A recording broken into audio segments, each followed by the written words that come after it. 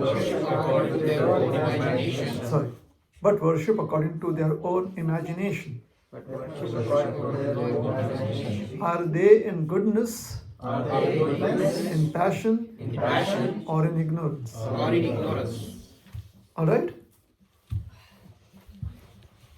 So everyone is happy reading this verse? Why are you so happy? I'm confused. It's nice. Yes. So we'll try to see why Arjun is asking this question. Is that all right?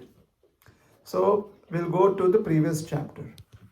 In the previous chapter, Krishna was speaking about faith.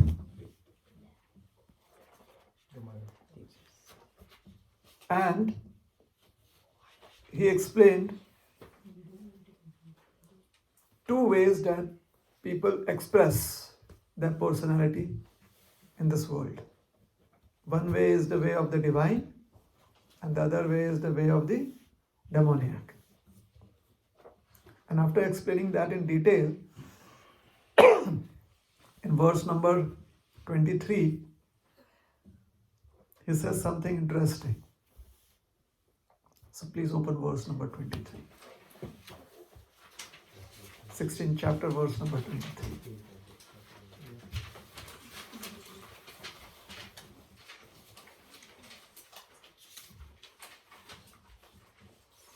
He says, Yah shastra vidhim utsrijya vartate kamakaratah na sasiddhim avapnoti na sukham na param gatim. Translation: He who discards scriptural injunctions and acts according to his own whims attains neither perfection nor happiness nor the supreme destination. Alright, so what is the similarity between this verse and verse number 17.1? I wasn't listening. Krishna said something, saying that, people who don't follow this, they don't attain these things. Yes. But I think in this world, people will be there. Then I think he's asking what happens to those people. And so speaks the Paramatma. Because he made a definitive statement there. Do you think Arjuna is being a copycat? See the first line in the Sanskrit verse. What is the first line in verse number 16.23? Yah shastra vidhim utsrijya. And what is 17.1? Same line. Similar words, isn't it? Did you notice that before? See, I get some prize for this, isn't it? I'm pointing out the similarities. You get the kind of I get to give you prasad today. That's what he's saying. That's my prize. Yah shastra vidhim utsrijya. Shastra vidhi means the norms, the injunctions that have been put down in the scriptures. Shastra means scriptures. Utsrijya means given up. So Krishna is saying one who gives up, and Arjuna is asking one who gives up. Krishna is saying one who gives up scriptures, kamakarata. Because they are too much involved in sense gratification. And how does Arjuna explain this? What does Arjuna say? They give up scriptures, shraddhayan pita. So they are giving up scriptures, or they are not following scriptures. Yajante shraddhayan pita. This vartate kamakarata. So they do what they want to do. 16.23 is that I want to do such and such activity and I will not follow the scriptures. Because I just want to enjoy. And 17.1 is, there are some people, yajante, they are offering worship with faith. However, they are not following the scriptural injunctions. So why does Arjun bring up this scenario? That is interesting. In 16.24, Krishna is concluding. Can you go to 16.24? We don't need to repeat it. Tasma shastram pramanam te karya karya vivasthitau. Keeping the scriptures as the basis of that which is favorable and which is unfavorable, understanding favorable and unfavorable from the scriptures, one should live one's life. With a translation, one should therefore understand what is duty and what is not duty by the regulation of the scriptures. Duty and what is not duty. Knowing such rules and regulations, one should act so that one may gradually be elevated. Is it alright? So Krishna is speaking of elevating oneself. And he says that one can only do it if one follows what scriptures say about duty and that which is not duty. However, there are going to be those people that will, because they do not want to follow any norms about duty and what is right and what is not right. Whatever they do, they feel that should be accepted as being right. So for such people, Krishna says that they are not happy now, nor will they be happy in the future. Na sukham avapnoti. Yes? So Arjuna is now asking Krishna, what you say is true. I have seen people like that. But do you know something else? I have seen some people who are very, very religious in their actions. However, they have no idea about scriptures. So what about them? Is that a fair enough question? These are people who have faith. In 16.23, Krishna is explaining about those who are not having faith. Vartate kamakarata. So they do not have faith in the scriptures. Here we are speaking of people who, through their actions, yajante means worship. They perform some kind of worship. Shraddhaya anvita, with faith, or having faith. So previously, Krishna has explained that faith is a very essential qualification for raising one's consciousness from the material platform to the platform of Krishna consciousness. If faith is not there, then one would reject any proposal where one's consciousness can be elevated. Alright? So Krishna's proposal, or Arjuna is trying to understand Krishna's proposal about how faith can be expressed, or the ways that Arjuna has seen faith being expressed. He wants to understand Krishna's view on it. Hence, this chapter will examine faith in three ways, because Arjuna is asking about faith in three ways. Is Arjuna asking that? What is he asking? Goodness. What do you think Arjuna is asking? It's there in the verse. What mode? Look in the verse. What mode of material nature? No, look.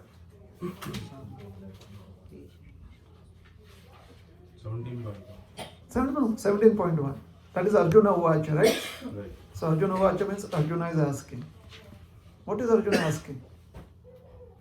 So what is the the situation of those who don't follow the scriptures but worship according to their own Is imagination. there any other imagination or Yes, Tesham Nishtatu Ka Krishna. What is the basis of their faith? Tesham Nishtha. What is the basis? What is the position? What is their perspective? The perspective from which they have, based on which they have this kind of faith. Sattvam aho rajas tamaha. Is it sattva? Is it rajas? Is it rajas? Is it tamas? Is it in the mode of goodness? Is it in the mode of passion? Or is it in the mode of ignorance? So the entire chapter will be divisions of faith. So it is not that Krishna wants to give an extra class. The problem is with Arjuna. If Arjuna had kept quiet, we would have one chapter less in the Bhagavad Gita. But we are fortunate that Arjuna is asking about faith and divisions of faith. Now, please remember, these divisions of faith that Arjuna is bringing up in his question in 17.1 is about worship. Such worship does not have understanding of scriptures. So there could be various reasons why there is no understanding of scriptures.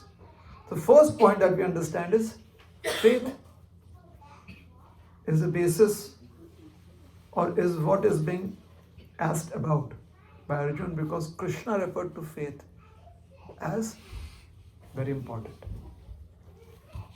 So Arjuna is saying, sir, I've seen different kinds of faith. And Krishna is smiling, yes, I knew you would ask. Hence I brought up that point.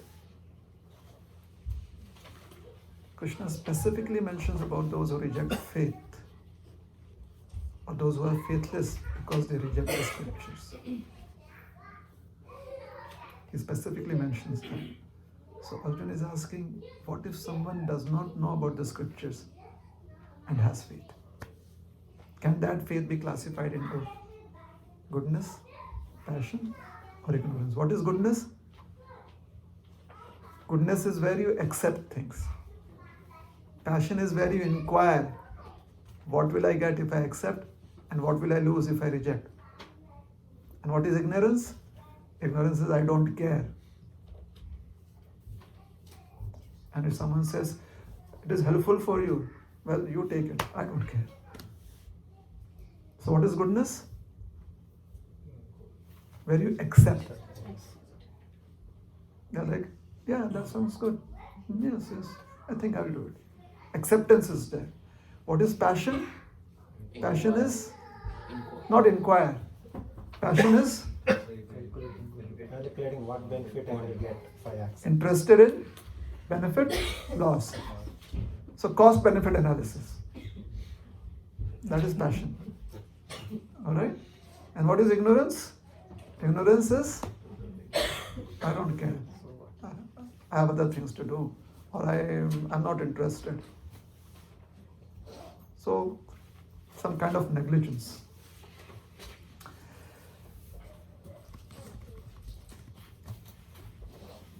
Anyone who follows the injunctions in the scriptures, especially the Vedic literatures, and still accepts enjoyment based on bodily demands, based on the whims of one's mind or one's desires, that person is foolish. However, somebody who simply accepts the desires of one's body and simply follows the whims is very whimsical because he feels like that or she feels like that and has rejected the scriptures, that person is doomed. Someone who knows scripture injunctions but is not able to give up the passionate desires arising from the body, the mind, that person is foolish. It's like somebody knows that the doctor has specifically told them not to be careful about their intake of sugar. But they're like, hey, I'll take sugar and then I'll take an insulin drip too. Well, that's foolish. Someone who knows that the doctor has said that you should be careful about it, and that person says, I don't care what the doctor says. Now, today they have this norm, tomorrow they'll have something else coming up. I'll just enjoy. Now, that person is doomed. Because that person is not even taking the precaution of an insulin drip. Like, I'll just eat what I want and nothing is going to happen to me. I know I'm in control of my body. I'm in control of my blood sugar. I will burn off my sugar. So that person is doomed. So that person will suffer the reactions of such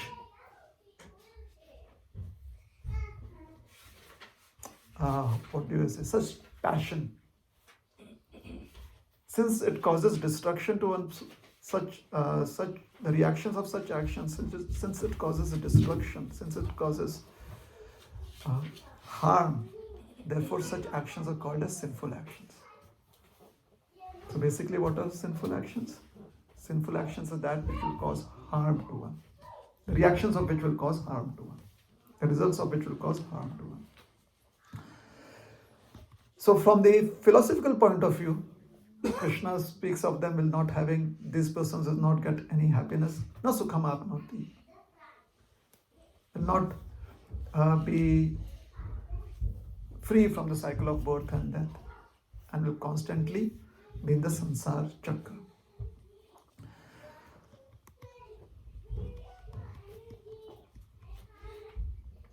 There are people who are not very passionate in that sense. They are self-controlled. They understand with their intelligence that giving in to desires is not helpful. So they regulate themselves. But they do it based on their intelligence or based on other inputs. They have no idea of scriptural injunctions and regulations of scriptural injunctions. So these are the people that are being referred to by Arjun in this verse. Common question, especially modern day educated people. Can one not be good if one has not read the scriptures? I mean, if I am not hurting anyone and I am very particular about my health, I exercise every day, I eat healthy food. Wouldn't that action of mine be, or wouldn't my activity be equivalent to worship? Now, if I consider my health to be God, if I consider my life to be Bhagavan, and I take care of my health, isn't that worship too? I mean, educated people, they come up with some nice, seemingly intelligent, educated responses. You've heard that? Have you ever felt like that? Ever felt like that? Good. It shows that one is using one's intelligence.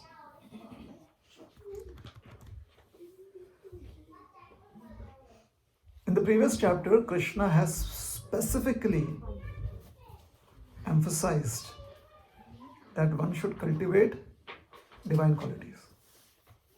He specifically emphasized that one should be protective of one's divine qualities.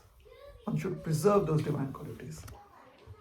And his specially pointed out the dangers of the demoniac qualities. He urges one to give up demoniac nature, to reject anything that can bring in demoniac, that can further demonic intentions in one. He wants one to avoid it completely. Basically, what this means is that if one wants to be spiritually knowledgeable, then that is only possible through certain regulations that are mentioned in the scriptures. That is what Krishna is trying to emphasize. If our actions are in harmony with the Vedic scriptures, then that would be in the mode of goodness. How are Vedic scriptures understood? For that we need teachers. Somebody who can write down an understanding for us about Vedic scriptures, someone who can explain Vedic scriptures. Furthermore, Krishna has very clearly explained that if one has the Vedic literatures and has shelter of the Vedic literatures, there is no need of any other authority because this is the most impeccable authority. Therefore he says, Yah Shastra Vidhim Utsrich, one who has given up the authority of the Vedas. Those will not have certain benefits like happiness or freedom from the cycle of birth and death. So conversely, what it means is that if you have the shelter of the Vedic literatures, then you have happiness, you have freedom from the cycle of birth and death.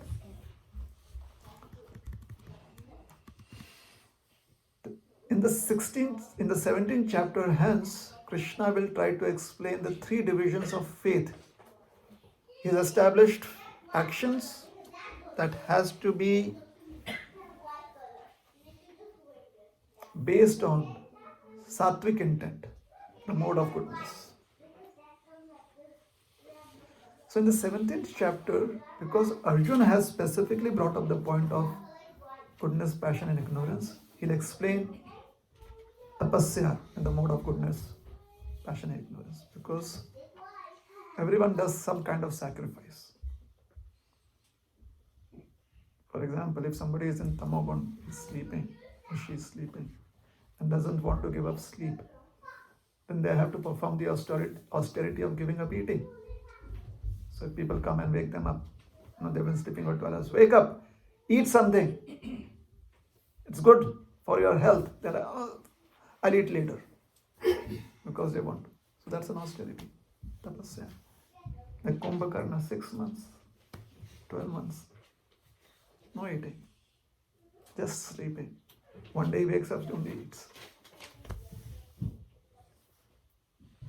So fasting is an austerity. It is. So tapasya can be in the form of sattva, rajas or tamas. Similarly, any worship that we do, any rituals that we perform, that can also be in the modes of either goodness, passion or ignorance. Similarly, any charity that we do, that can be in the mode of goodness, passion and ignorance. Any kind of food that we eat, that food will be in the mode of goodness, passion and ignorance. So he goes on to explain various different categories. And conclusion would be that despite all of these divisions that are there, even if your actions or your food intake or your sacrifices or your charity is in the mode of goodness, it has to be recommended by the scriptures. Or very emphatically, Krishna says, scriptures encourage you to be in the mode of goodness. So if you want to be in the mode of goodness, you follow scriptures, you read scriptures. So Shastra Vidhi, Yah Shastra Vidhim Utsricya refers to the ordinances, the do's and don'ts, the injunctions, what is helpful, the prohibitions, what is not favorable, that have been mentioned in the Vedic scriptures. So Vedic scriptures is not just about prayers. Scriptures are not just about shlokas. Many times people think that, oh, scriptures, Bhagavad Gita, I'll have to memorize so many chapters of the Bhagavad Gita. So that is the format of the Gita. What is the intent of the Gita? The intent of the Gita is to give us vidhi, injunctions.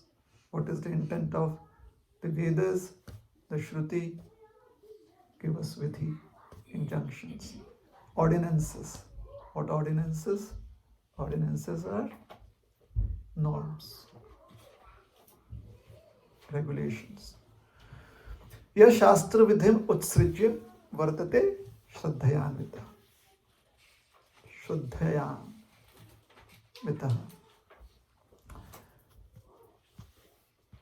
तेषां निष्ठा.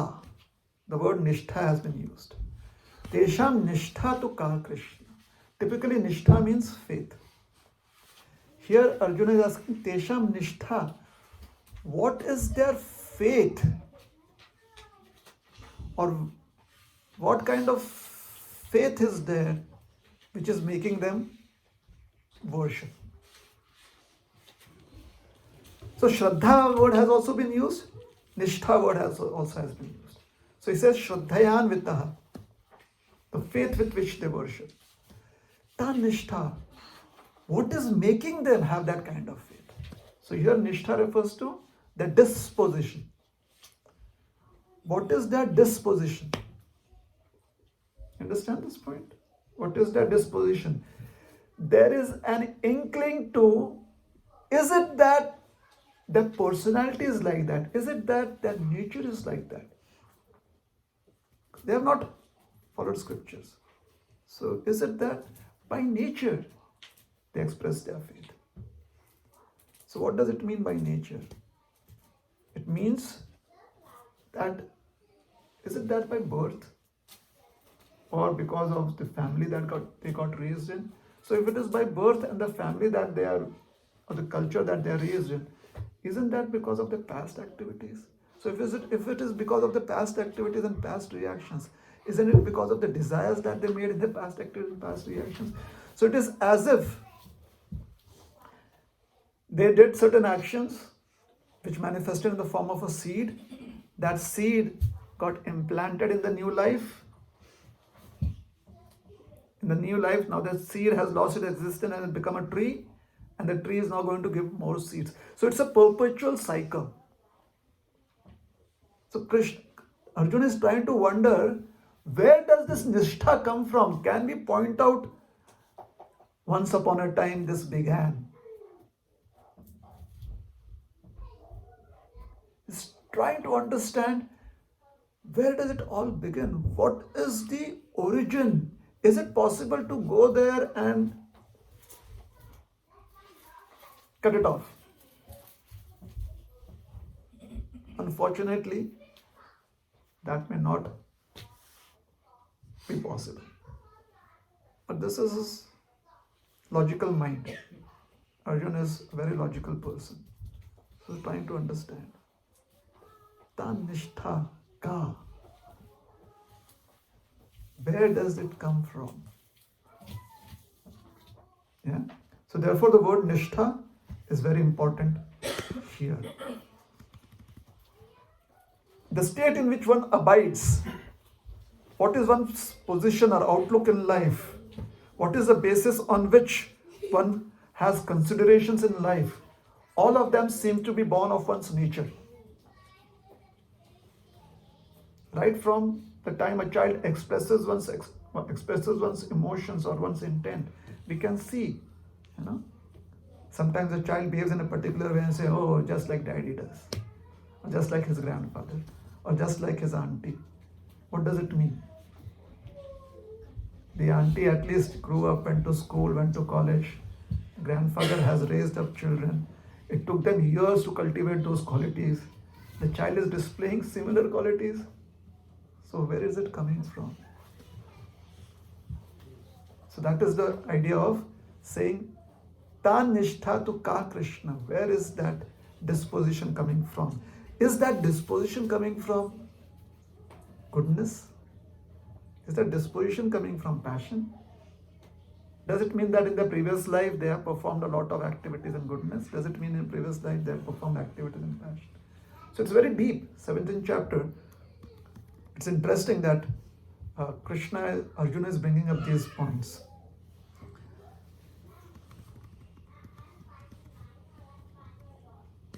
Shraddha,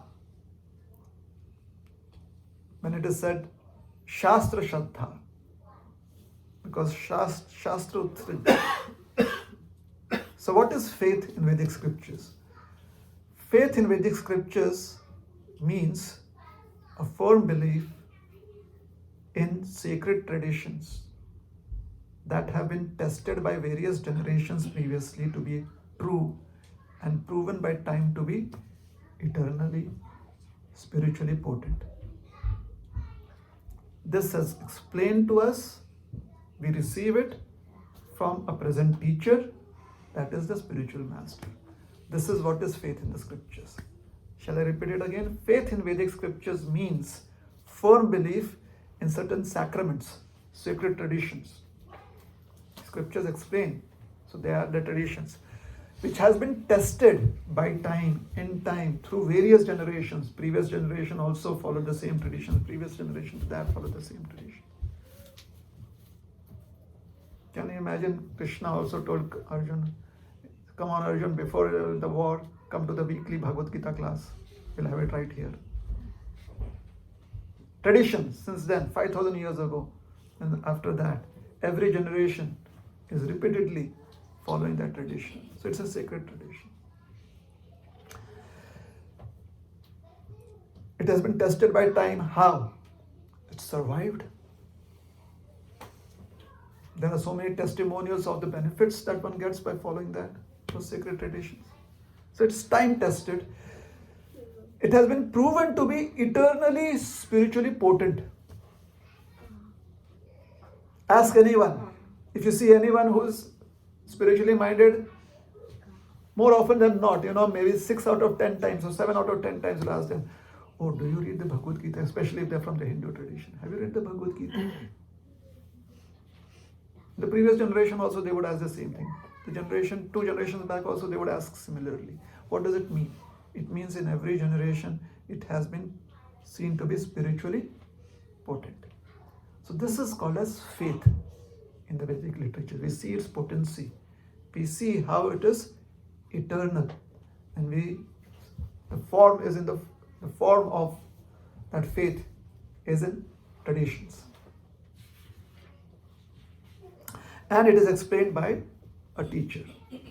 A teacher who is very knowledgeable because they have received it from another teacher who was knowledgeable. So again, a perpetual cycle of knowledge, the circle of knowledge. So Arjuna's consideration is Krishna. What if there are some who are never properly taught? Possible? No teachers, or teachers who are not properly trained, or teachers who have their own intent. Therefore, they explain it according to their own perspectives. Like once upon a time, there was this great gentleman. He said, I am a follower of the Bhagavad Gita. So someone asked him, then why are you drinking tea? Tea in India is called as chai. Chai, why are you drinking chai? He says, because Krishna says in the Bhagavad Gita. It's like, where? 15th chapter. Sarvasya chaham. Hridaya Sannivesh. He says, cha, cha. It is chai. So if you interpret the Bhagavad Gita like that, how will you properly learn the Bhagavad Gita? So, maybe they were never properly taught the knowledge of the Vedic scriptures. Maybe they were never exposed to the Vedic literatures.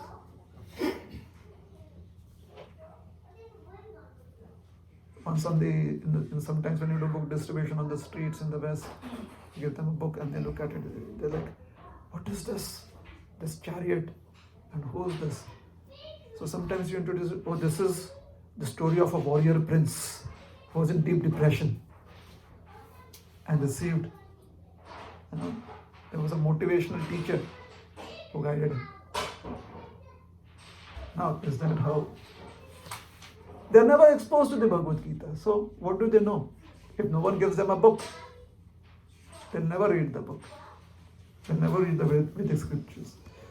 Or they are unaware of the teachings. They're like, what? Veda? What is it?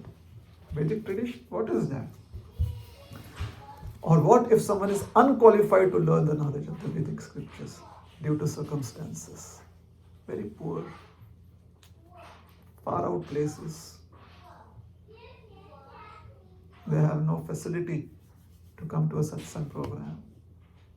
So due to circumstances, if they are unqualified to learn the knowledge of the Vedic scriptures, despite these challenges, if they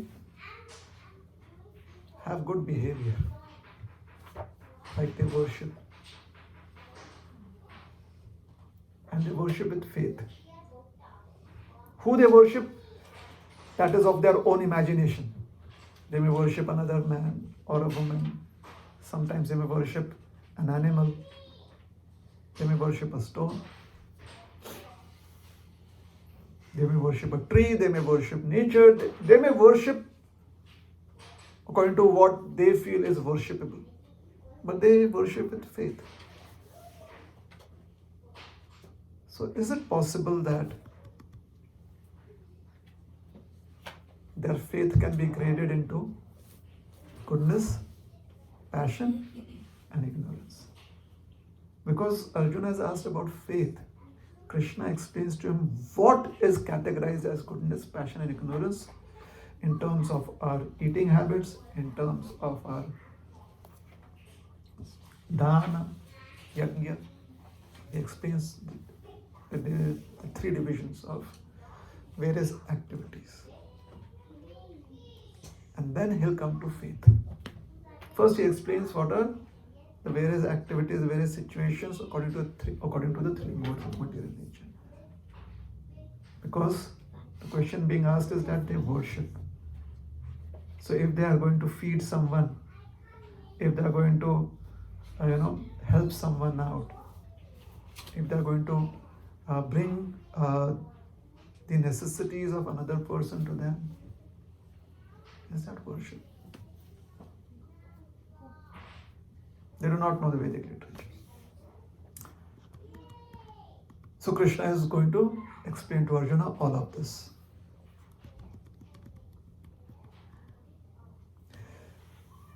It is not necessary that everyone has an understanding of Sanatana Dharma. Somehow or the other they may miss out on being educated about Sanatana Dharma. What is Sanatana Dharma? Sanatana Dharma is righteousness that is never affected by time. The right path, whether it is dusk, whether it is dawn, whether it is morning, whether it is evening, whether it is day, whether it is night, whether it is for the young or it is for the old, the right path is the right path. If I want to go from point A to point B, does it matter whether I am old or young? Does the path change? So righteousness, which is not affected by time, which is always there. Therefore, eternal righteousness, wherein the consciousness is expressed in terms of injunctions of the Vedas. That is Sanatana Dharma. Sometimes people think Sanatana Dharma is externals. Those externals are because the scriptures mention it. That is why 10 people will have the same externals. It is like a uniform. What is uniform? Everyone follows it. So uniform code of conduct. So the scriptures mention the uniform code of conduct, and hence those who accept the scriptures follow that path of righteousness. So that is Sanatana Dharma. So there is the possibility that there could be a category of people, and a large category of people who have never received the instructions of Sanatana Dharma. And this could be due to various causes. First of all, their ignorance. They're completely unaware of it. Secondly, it could be because of their laziness. like,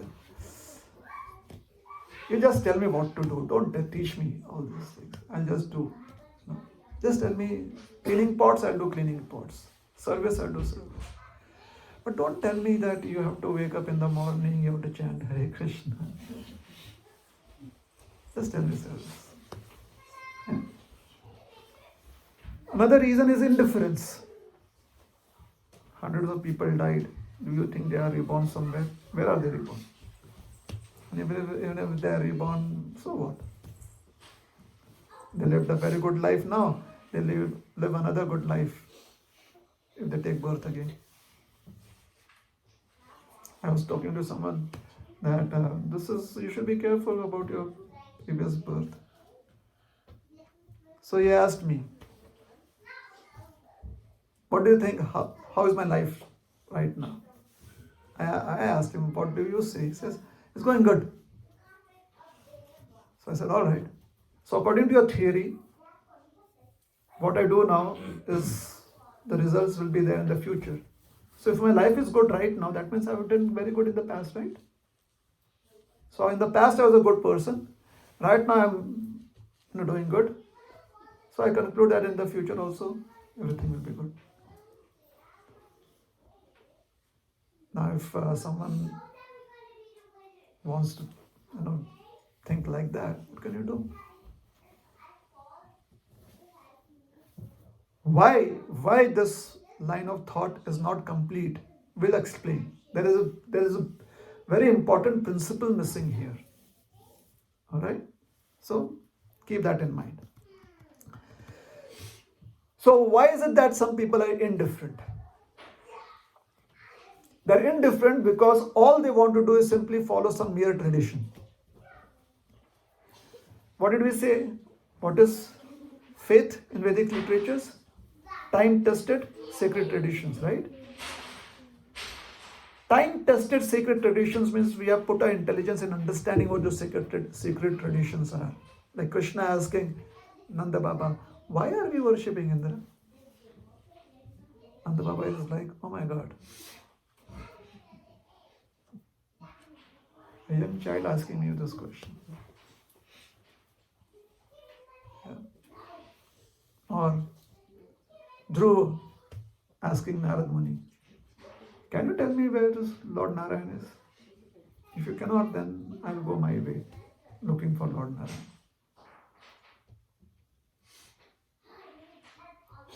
It's not that Dhruv is simply following some tradition. That my father, my great-grandfather, they all went to the forest at the age of 6 years, therefore I'm going to the forest. No. He was going to the forest because he wanted to have a one-on-one face-off with Lord Narayan. Like, why can't I sit on the lap of my father? Ask him this question. Is it really true that to be sitting on the lap of a father, I have to be born of the womb of Suruchi? So he wanted to ask those questions. So some people are indifferent because they simply follow some tradition. You've heard of that. So one gentleman would do puja every day. And the neighborhood cat would always come and disturb him.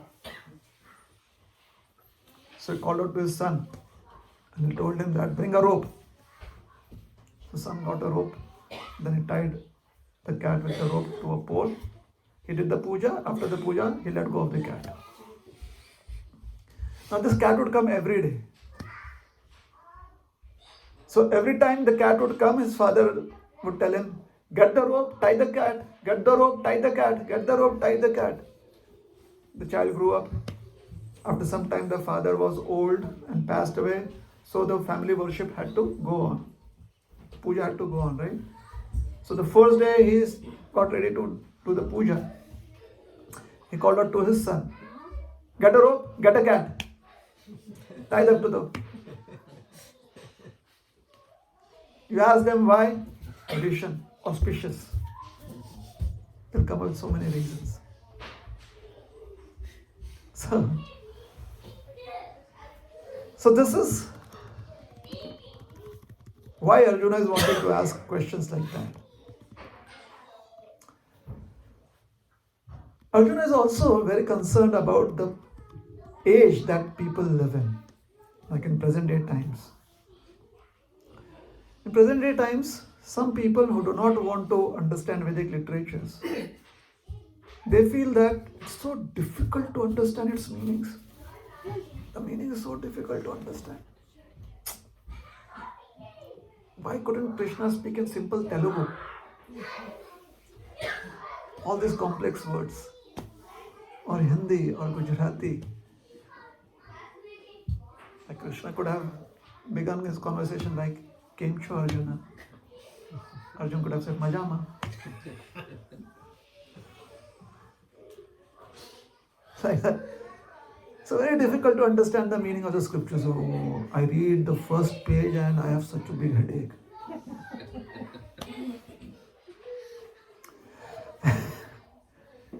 There are others who are like, without Guru, how can you understand scripture? And today's time is so difficult to find Guru. You cannot even trust a Guru, you know. How can you trust? You know, that day I saw on TV, this Guru did that thing. I lost all trust.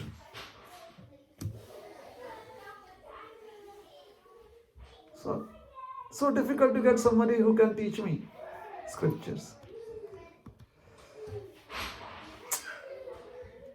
Once we were trying to distribute a book to someone. He says, I can't touch it. I just ate non-vegetarian food.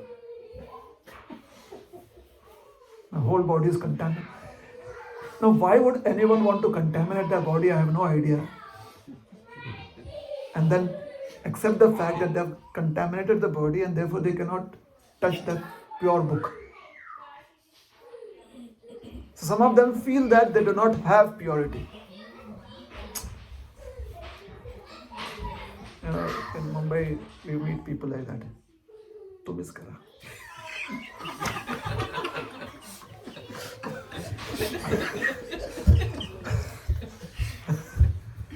आमच्यासाठी please करा. Please, you do it on our behalf.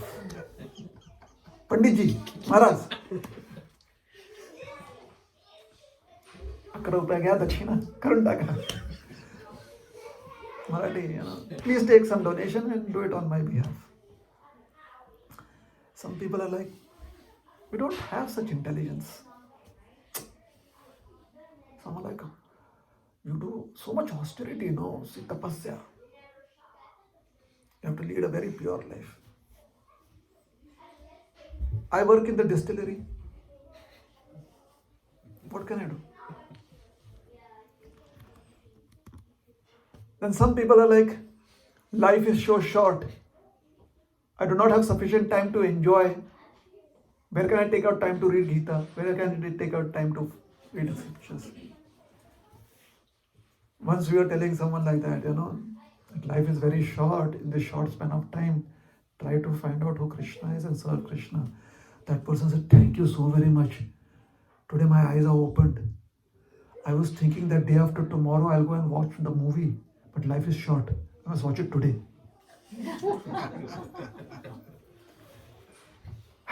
Okay. Some people are thinking, oh, there are 4 Vedas, 18 Puranas, 108 Upanishads, there is Ramayana, there is Mahabharata. How can we read all of that? Now just thinking about it, it will take us 100 lifetimes. So scriptures are endless. So I will not begin only. Cannot read scriptures.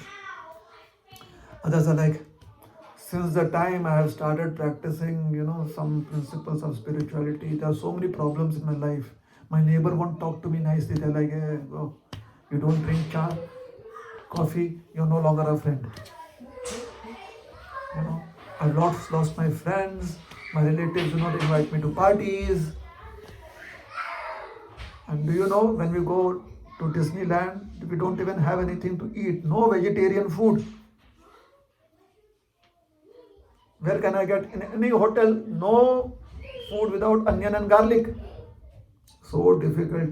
Since the time, just thinking about this lifestyle, I'm like, no, I don't want to read the Vedic literatures, because I'll read them, I'll understand. If I don't eat food, sattvic food, then I'm going to hell. I don't want to read them. Then there are others for whom facilities are not available.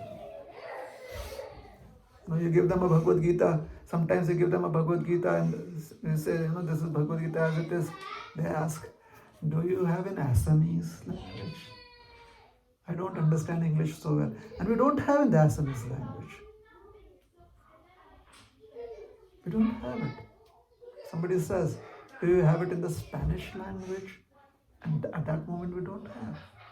Not carrying it. So, for some, the facilities are not available.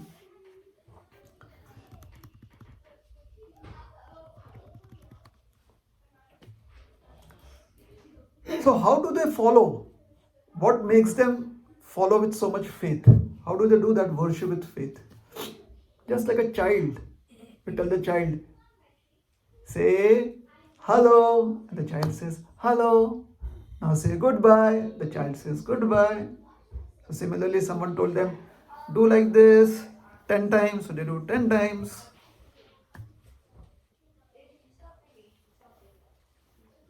As they're watching the phone, because that's what has been told to them. So just as a child copies others and learns like that, similarly they have just learned it like that. They haven't really understood it.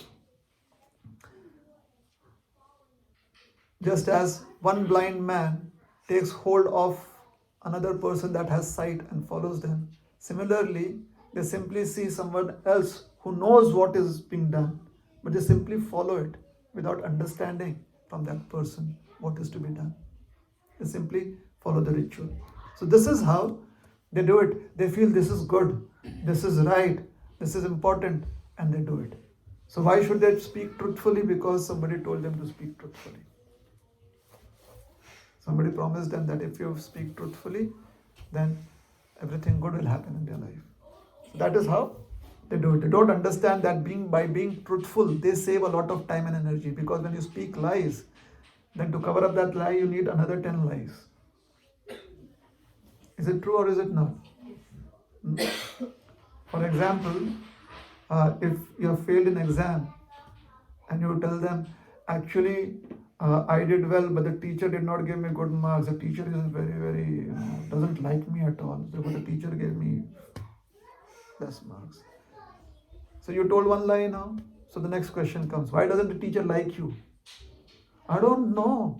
Just doesn't like my face. So what is wrong with your face?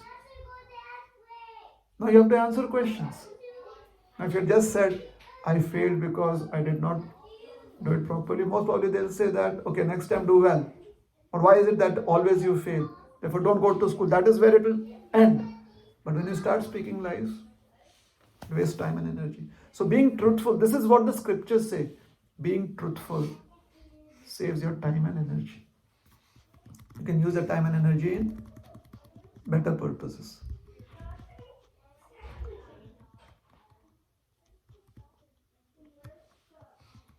Okay.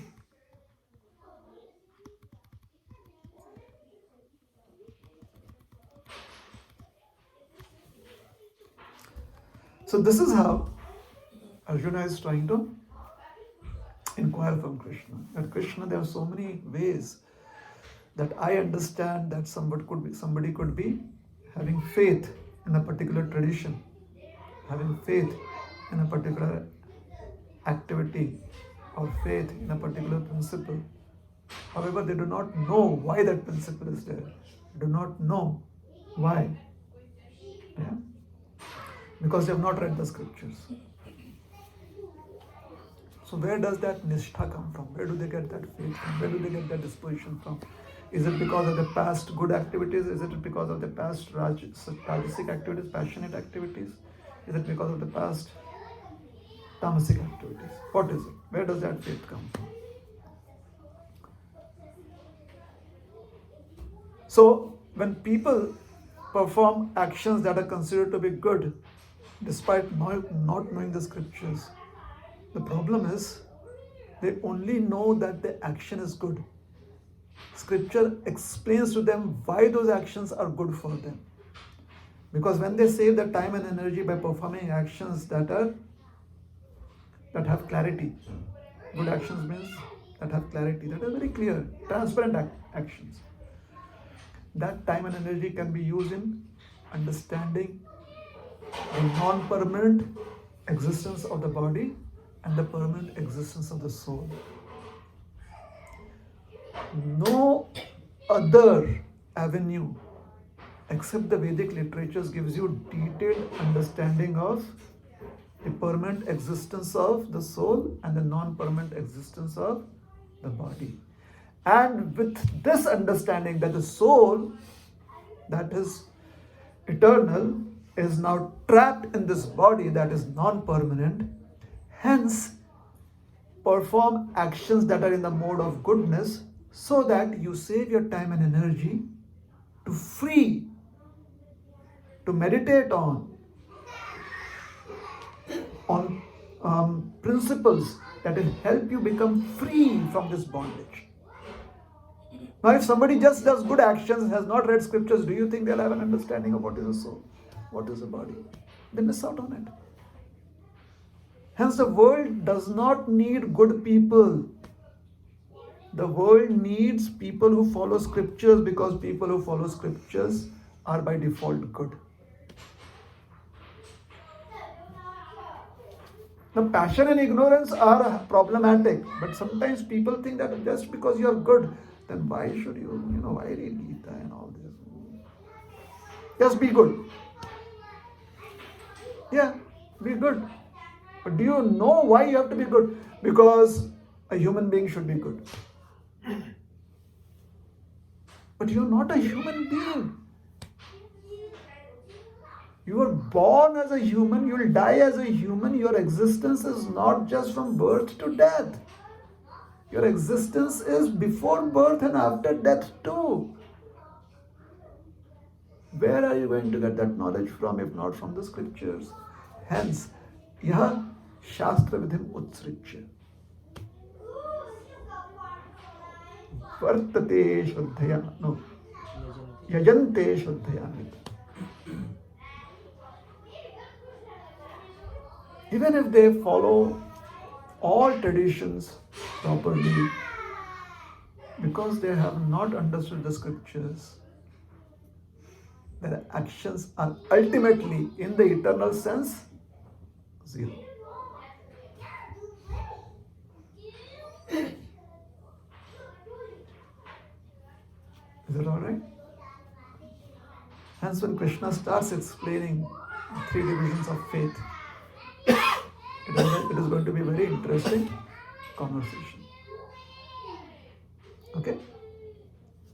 So scriptures are very much needed, and scripturally astute members of society are the most benevolent people that this planet can ever see, have. Scripturally astute, scripturally well read, because they have the sight, they have the understanding of why good is good and why that which is not good is, or what is unfavorable is not good. They have that understanding. It is based on understanding of eternal soul. Alright, so we'll stop here. Thank you very much. Hare Krishna. Hare. Any questions or doubts? Any comments or clarifications? I have a question for you. Yes. So you did explain that Nishta's disposition here, but from the stages of bhakti or development of your faith, Nishtha comes after Anartha Nivritti. Shraddha becomes Nishtha after So in that perspective, nishtha is firm faith, which has been now solidified. Hmm. So from that angle, is this nishtha being said from that angle? Is that can somebody who is doing worship without the scriptural injunctions has now become a nishtha, and now that nishtha, can it be categorized in these three, or it is based on or it's not from that perspective, that nishtha is not necessarily firm faith, or is nishtha can be understood as separate from that stages? Okay. 17.1 can be open.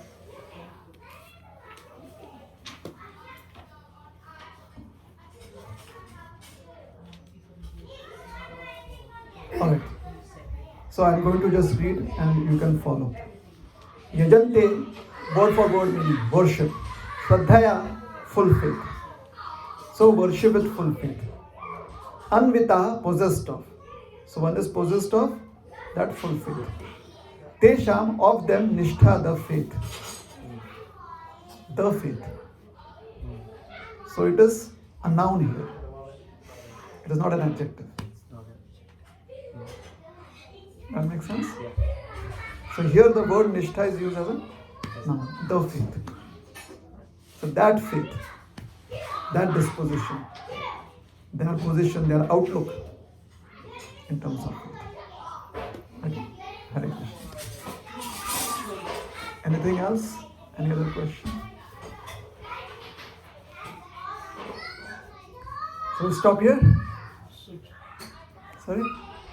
If someone had faith on his guru and God and doesn't have any knowledge about the scripture and just follow faith on the guru and God, is it good or is considered as a kind of right path or not? So the question is asked is that if someone has faith in Guru and God but has not read the scriptures, so is that okay? Now, having faith in Guru means what does the Guru say? Read scriptures, understand scriptures. Like someone like illiterate doesn't have capacity to read, like the Valmiki did not have like necessarily like knowledge of something, and he had firm belief on the Narada Muni as a guru and just follows. So like in this way, many people doesn't have any understanding, kind of illiterate because have a strong faith in the guru and the God and just follow. So we is considered a right or Even if Valmiki, if we accept that as an illiterate person, he followed Narada Muni. Narada Muni, by his instructions, made him literate. Did he make him literate? yeah. So that is what a guru does. So a guru will make you literate or make a disciple literate in scriptures. Yeah, but nowadays, it's kind of like someone is in the village doesn't have any knowledge of the scripture, kind of illiterate. Is it possible to they will grow in spiritually or not? Like they have firm belief in their guru and God, and they don't have like. There is, okay, this is, we are looking from the perspective of the person that has faith in Guru and God. Let us look from the perspective of the Guru. Isn't it the Guru's business to make the disciple literate? So if that is the Guru's duty and business, then can the disciple remain illiterate? If the disciple has faith in Guru, then the disciple will try to do what the Guru wants the disciple to do. So the disciple becomes literate, no? So literate doesn't mean reading Devanagari script or Roman script. Literate means understanding the subject matter. Is that alright? So that argument is brought up. We also said some people feel like that we cannot understand the scriptures. Hence, we approach somebody who understands and we try to hear from them. And then once we have heard from them, then we start using our understanding to understand more. Okay? Alright. Anything else? Yes. So there are some people who are naturally inclined and the bhakti is kind of cultivated from the birth. Naturally, they are very much inclined towards the spirituality. In that case, without any knowledge of understanding about the Lord and all those things, they are naturally inclined to have bhakti. So in those cases, we do not need any extra knowledge like from scriptures or religious, because it's so natural to love a Krishna. The connect is so easily. Okay, if let's say I can read the alphabet and I have a natural love for Krishna, right? If there is the possibility that I read about Krishna somewhere, will I read it or not because I have a natural affection for Krishna? But it's some people say that just keep on the love extends that we have to acquire more knowledge. I want to know about the Lord a lot. But people say there is no need when we have a natural connection with the Lord. There is no need to get the knowledge. We already have a connection. Why do you want to know about? I do not want to know about anything about the Lord. I have love towards the Lord that is unlimited. Okay. So when people ask that, when I do that, I do not need to know about that like in a format, like we have academic education or we get knowledge about that. So at the end of the day, we are going to apply somewhere. Whatever we read, we need to apply. When Right. I have that connect already, why do I need to understand? So typically it seems that we acquire knowledge so that we can use it or we can develop skill sets to use it for some profit. Yeah. Now already I have love for Lord, so why do I need to read or read the scriptures more to know more about the Lord? Because I love the Lord. So that's the question, isn't it? So one understanding of information data is where you want to develop skill sets. Now if let's say I love to wear different kind of dresses, will I read about it more? Where to get them from? Or how to make them? Where to get the material from? If I love food, will I want to know more about food? So one example is where you only use it as a skill set. The other example is where you want to possess more. You express love like that, isn't it? Now this is about objects of this material world. Krishna is all attractive. So if you love Krishna, you would want to know more about Krishna. Yes? Like, okay, Krishna, I really love you. Please tell me what I can do for you now. Krishna says, read the Bhagavad Gita. Krishna, I love you. Do you love me? Krishna says, read the Bhagavad Gita. I've answered that question there. So it's like all your questions that you can ever ask, the answer has been given. And if someone says, I love Krishna, therefore I don't have any questions, that doesn't make sense, no? If I love Krishna, then I'll ask Krishna, Krishna, are you happy with what I'm doing? Isn't love like that? Yeah, but as you said, there are people who doesn't have facility, who doesn't have applied their intelligence to grow the faith or something like that. So when they do not have that intelligence to go dive in deep and understand about the law, they just want to simply do a sadhanas or any other way they want. It's still there. There are people like that I've seen. So again, doing sadhana or expressing that love, scriptures help you do it in ways that saves your time and energy because they explain to you the difference between body and soul. Now, if we do not really understand that, if we kind of just think that, oh no, I know that I'm not the body, I'm the soul. The more information we have about it, the better equipped we are. So, if one has that kind of inclination, it would seem natural for them to know, to update themselves whenever possible. Is that all right? That is why scriptures. Scriptures are simply there so that they're like a manual. A manual saves you time and energy.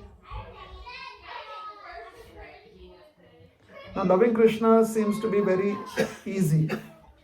However, it is complicated because we have so many distractions. So, scriptures helps us understand what to do with those distractions. Our love will not teach us what to do with those distractions. So that is why scriptures are needed. Okay. So we'll stop here. Hare Krishna. Thank you very much. Srila Prabhupada ki jai. Granth Raj Srimad Bhagavad Gita ki jai. His Grace Rohinipriya Prabhu ki jai.